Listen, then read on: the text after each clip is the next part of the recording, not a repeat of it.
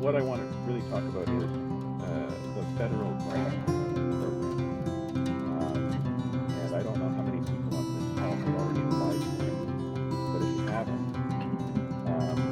you have until probably the end of March, because they're apparently going to cut off the grant Oh, when the uh, potential funding envelope has expired. The Conservatives did this years ago with another mm, retrofit grant, and they decided that, okay, we've got 100,000 applications. If they all get the maximum, it'll use up the money. So we're cutting it off now.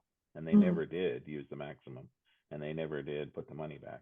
And I'm concerned that the Liberals are going to do the same thing. mm. So you have until the end of March, I So, think. Mike, is that you have the end of March to not to put it Not in, to get, but to make no, your application? to make the application. And anybody who makes an application is guaranteed funding. Okay. Um, so in Ontario, it got a little complicated because it was a federal program that had a maximum of $5,000, 5,600 if you include the energy assessment. And in January of 2023, Enbridge took it over, so they run it, and they've added another 5,000 of their money to it.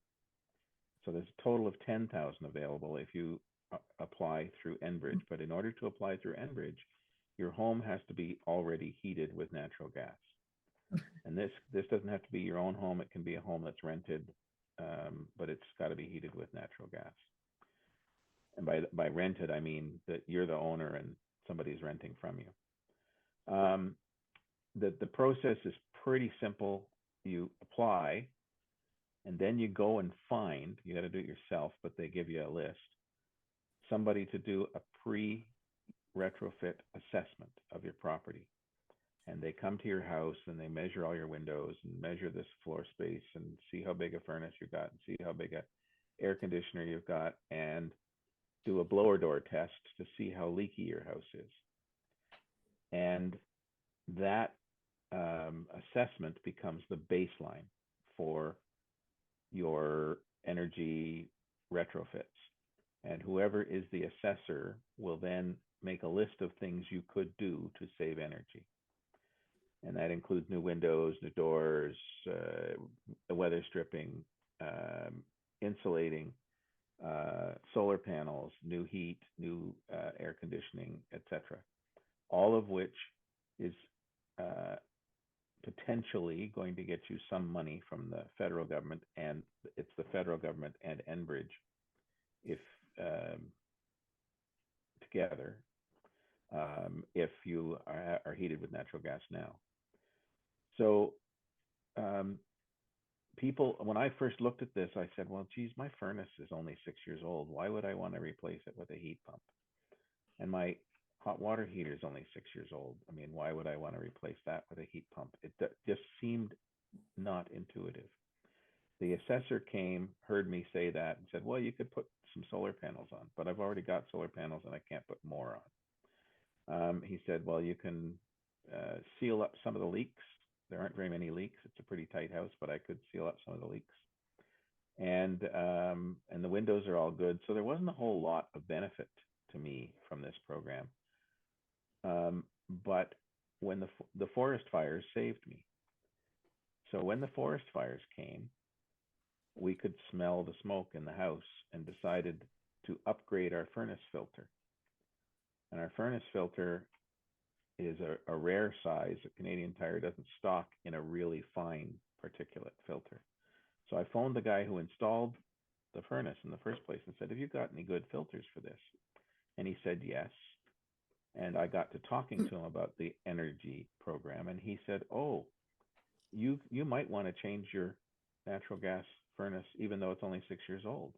I said, why would I want to do that? It's a lot of money. He said, because it'll be entirely paid for by the plan. I went, what? How does that work? And so he has done this on a number of occasions already. What he will do is install a cold climate heat pump on the outside of the house and a heat exchanger for that in the existing ductwork. So I don't have to replace the furnace. I Right. leave the furnace in place. And the furnace then becomes my backup heat if it gets below minus 25 outside. The cold climate heat pump sometimes can't keep up. I think it will, but if it ever doesn't, what a person who installs a heat pump from scratch has to do is put in a electric resistive heating element inside the furnace so that you're running off raw electricity instead of heat pump electricity. And so we did the math, and sure enough, if he's ordered the heat pump, it's coming sometime in the next month. And when he installs it, I will get all of the money back for the installation, because the 5,000 from, it'll be about between $6,000 and $7,000 depending on how big an air conditioner I get. And Enbridge Canada gives you 5,000. Enbridge gives you another 2,300, and there's another 600 that I would get back because I did the assessment 2 years ago. It cost me $600 to do the assessment, but you get that money back if you do any of the things that the assessor advised you to do. So long story short, everybody should apply, but understand that it's going to cost you $600 up front, because in order to get an energy assessment of your house, you got to pay that $600, and there's no way around that. But then you'll find out just how much you need. What was amazing, because I knew that, like, my son has just put in a heat pump to replace his entire furnace, and it was way more than $6,000. But he was replacing the entire unit. He was replacing the air handler, replacing the burner with a heat pump, and so his furnace replacement was a complete furnace replacement. Essentially, what a cold climate heat pump will be is like replacing my air conditioner with a much more efficient air conditioner than the one I have now, and it will double as heat in the wintertime. So the same unit will supply heat in the wintertime, cold in the summertime, and the end result is it won't be anything out of pocket for me, or very little out of pocket. So and if this is only going to use $7,000 of my up to 10,000 from Enbridge. I did do a significant amount of air sealing in my house that might have cost me about $1,700, so I can get $1,300 of that back too. So on top of the $7,500 for the heat pump, so I'm going to be ahead of the game on both of them. If I had room for more solar panels, I could put a couple of solar panels up as well. And I see that batteries are part of the solar panel thing, so maybe there'll be money for a battery. I don't know. In any event, there's a website address at the top of that page on the screen. It's quite long, but basically Enbridge HER Plus, and search that in Google and you'll find it. It's Home Energy Retrofit Plus because it's Enbridge. Yeah. If you don't have a natural gas furnace or hot water heater, then you don't qualify for the extra money. You can still get the $5,000 from the federal government, but you don't qualify for the extra money. Did I cover enough? Yeah, Madam Chair. I'd like to add that I have those links are also on the Perth County Hub webpage in the retrofits page. And I'll probably just take a minute to talk about that because we're coming up to the end of the hour. But I just have a question. So I went through that whole process as well to replace our windows, which we had done in April. So I did the home assessment and all of that. But my understanding was that it was an either or. in terms of the grant, and that the maximum grant is $5,000, period. It's not 5,000 from Enbridge and 5,000 from the government. No, it's more than 5,000. It's 10,000? It's 10,000. Okay. Because when we did our windows, we were only allowed to either get the grant through the federal government or through Enbridge. And we chose to get it through Enbridge because we got a bit more money through Enbridge. Right. And that's what our assessor told us. But maybe it's different for the heat pump. It might be that the heat pump, there is an upper limit of $7,500 or $7,300 for the heat pump through Enbridge.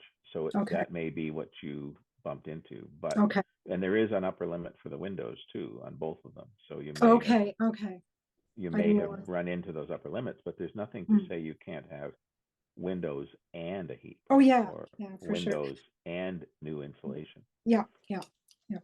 The thing is, like, when we had our home assessed, we weren't thinking heat pump, and so our assessor only recommended like new windows and sealing the house and that sort of thing. So we're going to have to start from scratch and get another like assessment done, unfortunately. No, go back to the original assessor. And ask him or her to rewrite their first assessment. That's what I had to do because he didn't put a heat pump on mine, and I said, wait a minute, I want the option of a heat pump. So I did that, and he did do the assessment. I saw there was a question from Jeff on the screen concerning hot water. Sorry. Yes, I think the maximum for a hot water system is $1,500. I did investigate that. My problem is that some of my house's heat is floor heat through a dual tank hot water heater.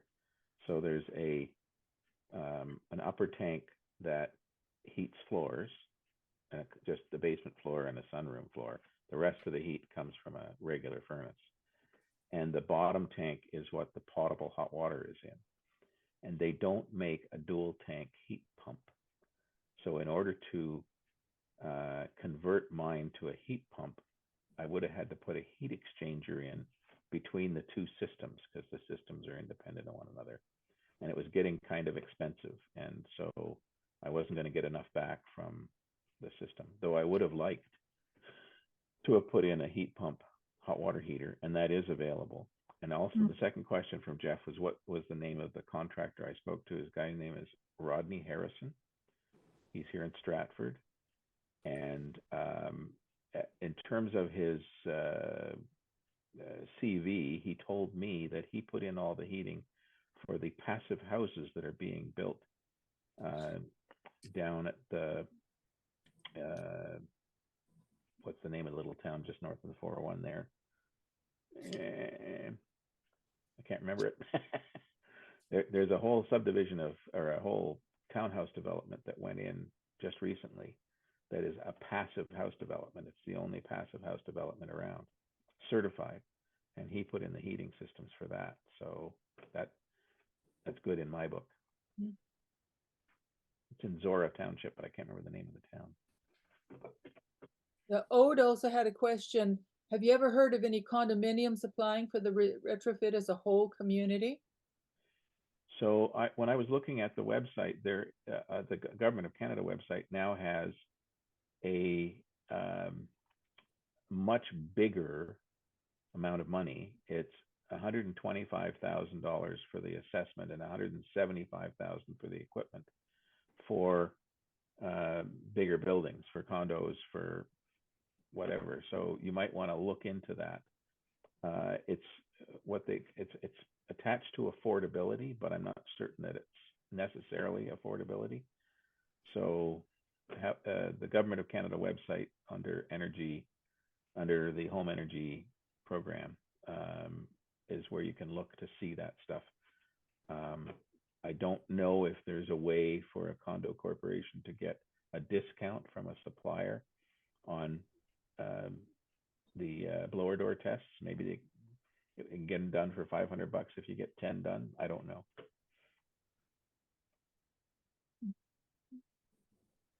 Well, I think a lot of people have different problems. Like I have hot water radiators, and I thought that just let me out for a heat pump, but apparently it's quite doable.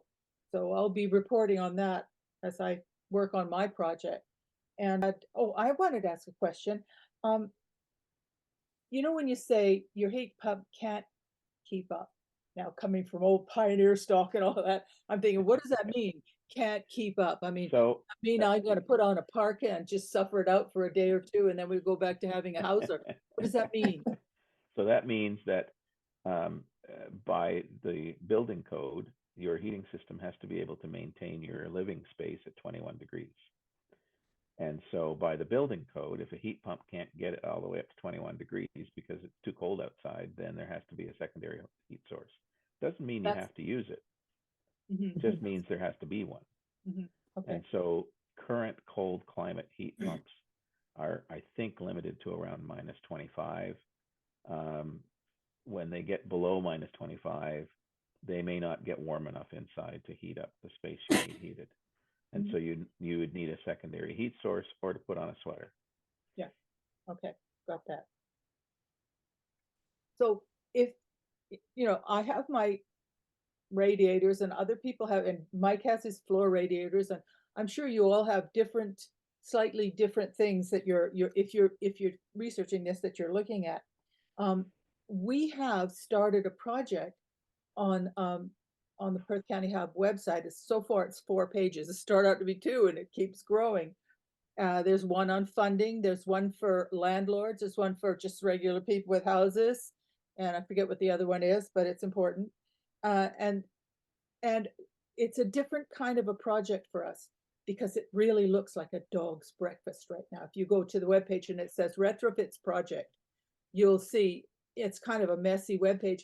And that's because we wanted to try a communal project.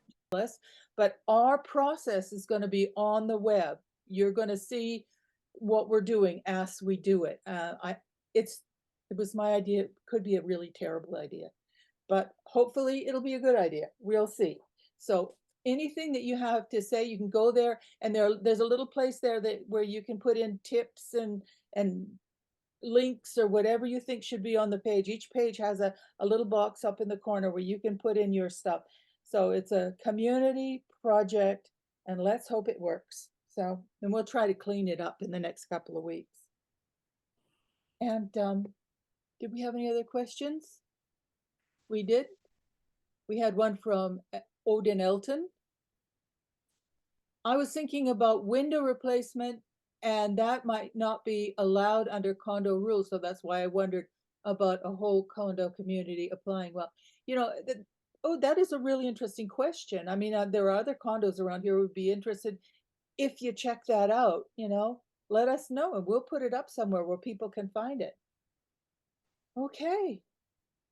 Anything else that people have to say about that, about the webpage, about helping, about any more questions for Mike?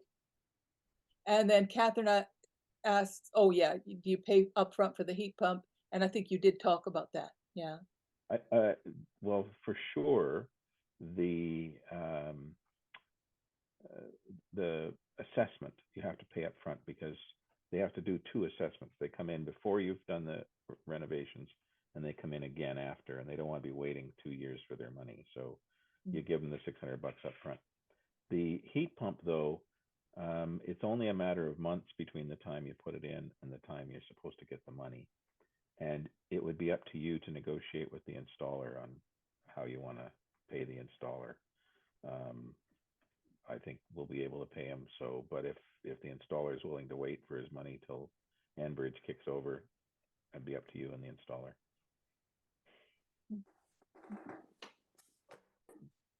Well, are there other comments, remarks, questions? Okay. Am I rushing you? I try to get it over, try to go for an hour because people get tired, and then we just let it go if people do want to stay longer. But if we have no more questions, please have a look at the website. The website is perthcountysustainability.ca. Thank you, Ken. PerthCountySustainability.ca, and the retrofits pages is just called Retrofits Project, and it really is a dog's breakfast. It really is an ugly section of pages, but I promise to clean that up. And you know, your contributions are very, very welcome. Mike? There's one more question here. What was the brand of heat pump? It's technically Medea or Midea, and it's there's a whole bunch of manufacturers in Canada who put it on their with their own brand name on it, but it's the same basic unit, and it's made in China, unfortunately, but so are a lot of them, and it's rated almost as good as the ones that are $20,000. So it's not quite as good as the Mitsubishi, but it's good enough for Stratford. And the installer tells me that he's not had any difficulty. If you go on the government website to ask which of them qualify, you will get a list of 75,000 heat pumps. And good luck to you trying to figure out which is which. But the Medea is a good one. Well, that's what my contractor says. I don't know. So if somebody's willing to put it in for nothing, I'll go with it. Yeah. Of course, there's the other side to it is I was reading about a new heat pump. I mean, these are Model T heat pumps you're putting in here. You know, that is, in 10 years time, they're going to be far superior to what we can get now. But of course, we can't wait 10 years, of course, and are adopting them now. It's helping, you know, helping the industry improve itself by the fact that we're doing that. They're currently between 3 and 3.5 to 1 ratio in terms of the energy required to run them. So what that means is, if you put a toaster element or a heat element, a resistive heat element in your furnace, it would use 3 kilowatt hours, let's say, to heat your house for an hour. If you put a heat pump in there, it would take less than 1 kilowatt hour. That's how much more efficient they are already. Yeah. And they are now, because of that efficiency, competitive with natural gas. And I don't know if any of you have noticed, but natural gas prices went up last year by 35%. And they are scheduled to go up again because of the various wars in the world. And natural gas prices will continue to go up as a result of carbon taxes being applied, as long as there's a Liberal government in place or an NDP government in place. So the price of natural gas isn't going down anytime soon. The price of electricity, because our premier insists on using natural gas to generate it, will go up a little bit as we use more natural gas to generate electricity, but the efficiency between the two is now at least a break even and maybe better. Oh, that's good news. So unless there's no more, I guess we'll say goodnight to everybody. And thanks for coming.